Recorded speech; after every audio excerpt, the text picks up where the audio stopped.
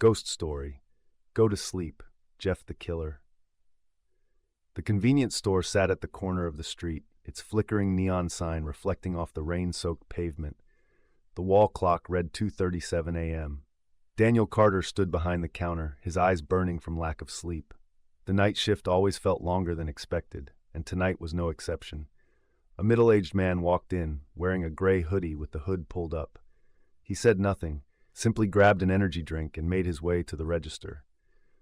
As Daniel scanned the barcode, the man suddenly lifted his head.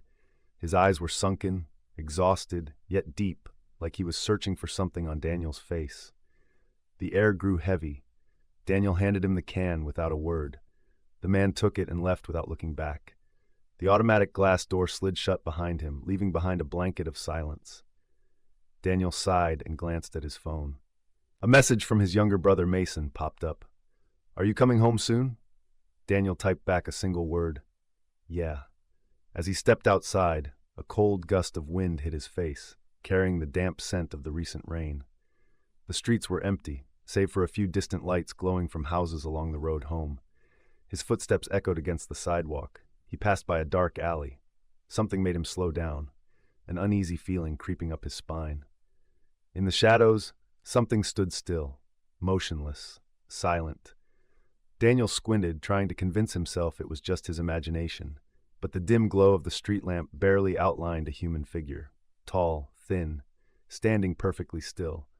Daniel didn't linger. He kept walking, but the feeling of being watched never left him. When he finally got home, he locked the door carefully before stepping into the living room. Mason was on the couch, eyes glued to his laptop screen. Daniel tossed his keys onto the table, shrugged off his jacket, and sat down beside his brother. Mason didn't look up. "Have you ever heard of Jeff the Killer?" Daniel raised an eyebrow, exhaustion in his voice. "One of those creepy internet stories? Sounds familiar." Mason nodded, pulling the laptop closer. "Some people say Jeff isn't just an urban legend, that he's real, and that the recent disappearances might be connected to him." Daniel scoffed. "You're serious? Those cases are probably just regular criminals at work." Mason didn't respond. Instead, he clicked on a new forum post about strange occurrences in the area. A photo loaded on the screen, an image of a blood-stained piece of paper. The writing was smeared, but still legible. "Go to sleep." Daniel stared at the screen for a long moment before standing up. "Don't let this stuff get in your head. Get some sleep." Mason gave a small nod but kept his eyes locked on the screen. Daniel left the living room, turning off the lights as he headed for his bedroom. But the moment he lay down, the unease from earlier crept back in, like someone was standing outside his window, watching him. Daniel lay in bed, the dim glow of the street lamp outside seeping through the gap in the curtains, casting faint streaks of light across the ceiling. His eyes were closed, but his mind remained awake. A restless unease kept him from sleeping. The wind whistled softly outside the window. Then a sound, faint, a light scratching against the glass. He opened his eyes and looked toward the window. Nothing seemed out of the ordinary, just the darkness stretching beyond the pane. Forcing himself to ignore it, he tried to sleep again, but something wouldn't let him relax. His phone buzzed on the nightstand, a message from Mason. "There's someone standing outside the living room window." Daniel sat up instantly. He hurried out of his room, walking down the hallway. The house felt unnervingly quiet. Mason stood by the window, the faint glow from his laptop screen illuminating his face. He didn't turn when Daniel approached. Daniel looked out through the glass. The outside was empty. The street was silent, only the dim streetlights flickering in the distance. Yet Mason kept staring, unblinking. Daniel placed a hand on his brother's shoulder. Mason flinched and spun around. "I saw someone standing there." Daniel glanced outside again. There was no one. "You've been staying up too late. It was probably just your eyes playing tricks on you. Get some sleep." Mason said nothing, just nodded and shut his laptop. Daniel returned to his room but didn't lock the door as he usually did. Something felt off. He just couldn't explain what. Then the noise came again, clearer this time. Not the wind. Something was scraping against the glass. Daniel turned, his heartbeat pounding in his chest. Slowly, he walked toward the window. There was a handprint on the glass. It hadn't been there before. Right at the bottom edge of the window, fingers stretched unnaturally long, as if someone had just dragged their hand across the surface. A chill crawled down his spine. He stepped back, then yanked the curtains shut. He didn't sleep at all that night. By morning, Mason didn't bring up what had happened. He left the house early. Daniel, however, decided to check the security footage. The cameras had recorded the entire front area of the house. He rewound the video to last night. At first, nothing seemed unusual. The street was empty, only a few cars passing by. But then, at exactly 3:15 a.m., the screen flickered for a few seconds. When the image cleared, a figure stood outside the living room window. Tall, thin, head tilted slightly to one side. The face was obscured by the hood of a hoodie. The figure remained motionless for minutes before slowly raising a hand and pressing it against the glass. Daniel felt his blood turn to ice. He fast-forwarded to the present. The figure was gone. But what unsettled him the most was the last moment of the footage. Just before the video ended, the man turned his head toward the camera. His eyes were wide, his mouth stretched into a twisted grin. Daniel shut off the screen, his heart hammering against his ribs. The window was still closed, but the handprint on the glass remained.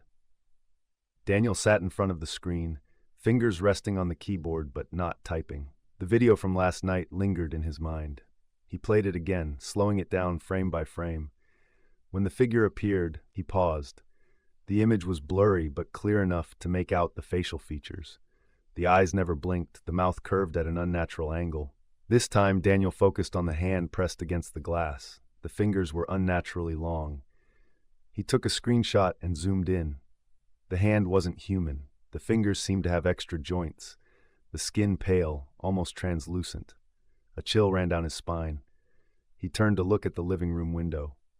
The handprint was still there, faded but not completely gone. His phone vibrated. A message from Mason. "I feel like someone is watching me." Daniel stood up and walked quickly to Mason's room. The door was closed, the curtains drawn shut. He knocked. No response. Just as he was about to knock again, the door creaked open. Mason stood inside, eyes bloodshot from lack of sleep. "I couldn't sleep. I keep feeling like someone's outside, watching." Daniel glanced at the window. Outside was empty, but the uneasy feeling still clung to him. "Make sure to lock your windows tonight." Mason nodded and crawled into bed, pulling the blanket over his head.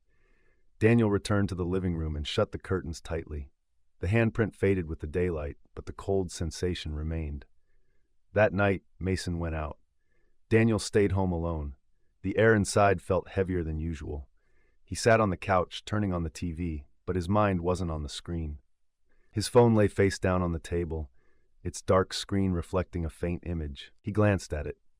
Something was behind the couch. Daniel spun around instantly. Nothing. He stood, moving cautiously toward the window. The feeling of being watched returned. The curtains were closed, but a small gap had shifted, leaving a narrow slit. He hesitated for a moment before pulling them apart. Outside, the dim streetlights cast weak pools of light on the sidewalk. The wind rustled the tree branches. There was no one there. But on the ground, just beneath the window, a footprint was pressed into the dirt, facing inward. Daniel took a step back, his eyes fixed on the footprint. The ground was dry, no rain, no moisture. There was no reason for such a distinct mark to be there. He opened the door and stepped outside. The porch light flickered once, then went out completely, leaving the yard in dim shadow. The footprint stretched beyond the walkway, leading toward the fence at the far end of the yard. Daniel stopped. A chill crawled up his spine. The wind had died. The night was utterly still. Something wasn't right. He turned back inside, locking the door behind him, but the air inside felt just as heavy. He walked into the kitchen, pulled open the fridge, and grabbed a bottle of water. As the fridge door swung shut, the reflective metal caught something. A shadow, moving. Daniel spun around. Nothing. The living room lights cut out. Darkness swallowed the house. Footsteps echoed from the hallway, soft, deliberate, dragging, as if someone was gliding rather than walking. Daniel stayed perfectly still, forcing his breath to remain even. Slowly, he reached for the knife on the counter. Just as his fingers grazed the handle, the footsteps stopped, right at the kitchen entrance. Mason couldn't have gotten home this fast. Daniel gripped the knife tighter, stepping back toward the dining table. He could feel something there, just beyond the doorway, hidden in the dark. 1 second. too. The lights flickered back on. The kitchen entrance was empty. Daniel's gaze darted around. Nothing seemed out of place. No signs of disturbance. But something was different. The kitchen window, closed earlier, was now slightly open. Mason returned close to midnight, coat draped over his arm, exhaustion in his posture. Daniel said nothing about what had just happened. He only watched his brother for a long moment before asking, "Did you notice anything strange?"